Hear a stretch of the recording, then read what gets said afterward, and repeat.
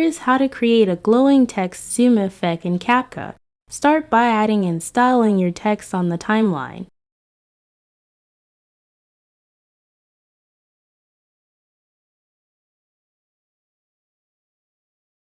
Apply a white stroke to make it stand out.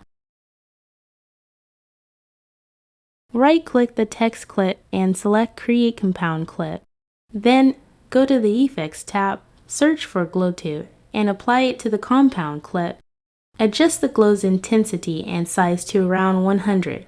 Next, go to Video Settings and add a split mask. Position the mask line and use the feather slider to create a soft gradient edge for the glow. To animate the zoom, place your playhead at the clip start.